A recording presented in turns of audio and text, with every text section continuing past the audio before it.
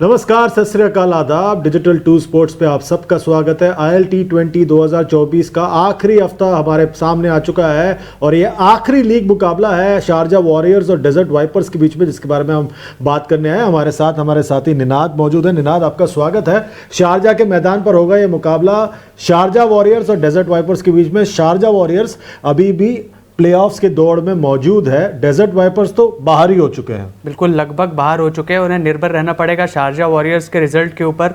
और देखते हैं हेड टू हेड में अब तक क्या हुआ है दोनों टीमों के बीच। 3 मुकाबले हो चुके हैं, इसमें से 1 मुकाबला शारजा वॉरियर्स ने जीता है और 2 मुकाबलों में डेजर्ट वाइपर्स को जीत मिली है।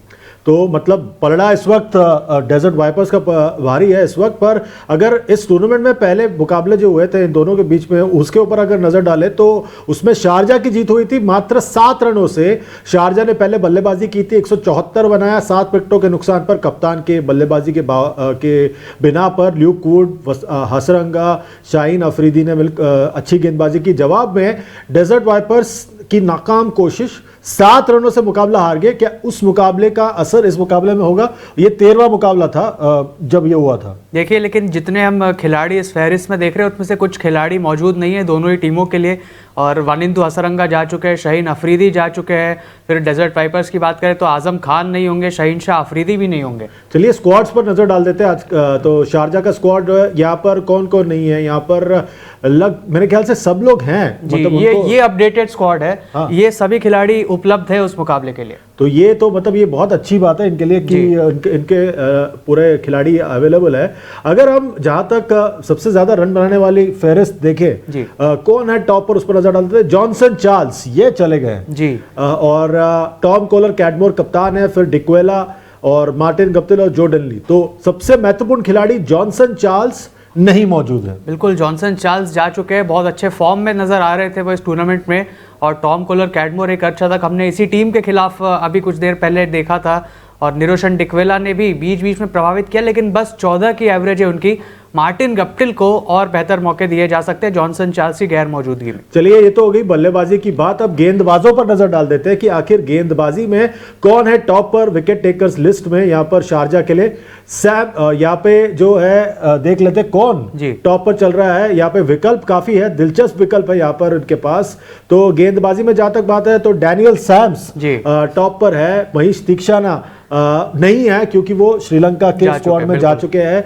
जवादुल्ला है, क्रिस वोक्स और आदिल रशीद। तो ये इनके पास अच्छी गेंदबाजी आक्रमण है, बहुत अच्छी गेंदबाजी आक्रमण है। सभी गेंदबाजों ने हर मुकाबले में विकेट चटकाए हैं। इकोनॉमी की वजह से कभी कभी मात खानी पड़ी है, लेकिन आदिल रशीद के आने से बहुत बड़ा बूस्ट मिला है टीम को। चलिए, इस टीम से अगर 3 खिलाड़ी पिक करने हैं तो आपको कौन पिक करोगे आप? आदिल रशीद होंगे, मार्टिन गप्टिल होंगे और कप्तान टॉम कोलर कैडमोर। मैं आपसे सहमत हूं यहाँ पर इस टीम को लेकर। अब इनके जो प्रतिद्वंदी है डेजर्ट वाइपर्स, उन पर नजर डालते हैं कि आखिर उनके पास क्या स्क्वाड है। यहाँ पर उनके काफी खिलाड़ी या तो अंतर्राष्ट्रीय क्रिकेट के लिए चले गए हैं या उन्हें वापस अपने बोर्ड ने बुला लिया है। तो लगभग ये स्क्वाड है। यहाँ पर 2 नाम ऐड हो चुके हैं, यहाँ पर सैम करन और फिल सॉल्ट।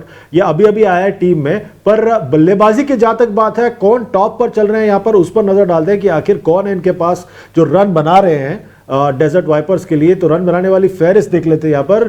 और यहाँ पर जो है टॉप पर चल रहे हैं एलेक्स हेल, 261 रन बनाए इन्होंने और टॉप पर चल रहे हैं। उसके बाद कप्तान का नाम आता है आजम खान, एडम होस और वानिंदु हसरंगा। वानिंदु हसरंगा नहीं है और आजम खान की भी वो नहीं है यहाँ पर। तो ये कुल मिलाकर एलेक्स हेल्स पर सब कुछ निर्भर है और फिल सॉल्ट भी आ चुके हैं। बिल्कुल, एलेक्स हेल्स और फिल सॉल्ट की जोड़ी ने अच्छी शुरुआत दी थी अपनी टीम के पिछले मैच में। एलेक्स हेल्स ने अर्धशतक भी लगाया था और लेकिन कॉलिन मुनरो से और अच्छे प्रदर्शन की उम्मीद होगी टीम को।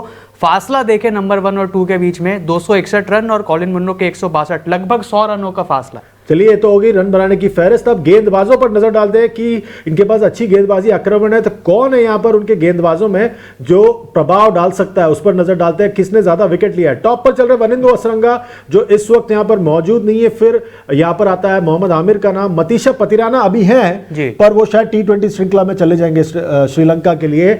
शाहीन अफरीदी वापस जा चुके हैं। ल्यूक वुड, तो जो मेजर गेंदबाज है वो यहाँ पे मौजूद नहीं है। बिल्कुल, लेकिन फिर भी काफी अच्छा आक्रमण नजर आ रहा है। लूक वुड पिछला मुकाबला खेले नहीं थे। मतीशा पतिराना का अच्छा प्रदर्शन रहा है, उनकी यॉर्कर्स अच्छी एग्जीक्यूट की है। मोहम्मद आमिर की गेंदबाजी अच्छी रही है और इनके पास टिमाल मिल्स का भी एक विकल्प मौजूद रहेगा। चलिए, तो इसमें से अगर 3 खिलाड़ी आपको पिक करने हैं तो कौन है?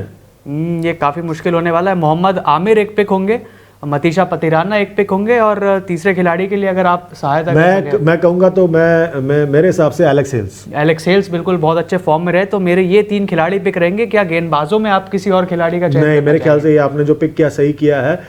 तो ये है पिक, पर अब वक्त आ चला वो निर्णायक घड़ी इस वीडियो का। कौन जीत रहा है मुकाबला? मेरे हिसाब से शारजा वॉरियर्स से मुकाबला जीत रही है। मैं आपसे सहमत नहीं, मुझे लग रहा है डेजर्ट वाइपर्स जीतेगा ये मुकाबला। देख लेते हैं क्या होता है इस मुकाबले में, और आप लोग भी हमारे साथ जुड़ सकते हैं डिजिटल 2 स्पोर्ट्स पे। कमेंट कीजिए और बताइए आपके हिसाब से कौन जीत रहा है ये मुकाबला। वीडियो के नीचे कमेंट कीजिए। फेसबुक, एक्स, इंस्टाग्राम और यूट्यूब पर लाइक, शेयर, सब्सक्राइब और फॉलो कीजिए, और खासकर यूट्यूब पर लाइक, शेयर, सब्सक्राइब के साथ साथ नोटिफिकेशन की घंटी बजाइए और हमें हमारे इस विशाल परिवार का हिस्सा बनिए। अगले वीडियो तक अपना ख्याल रखिए। Goodbye for now.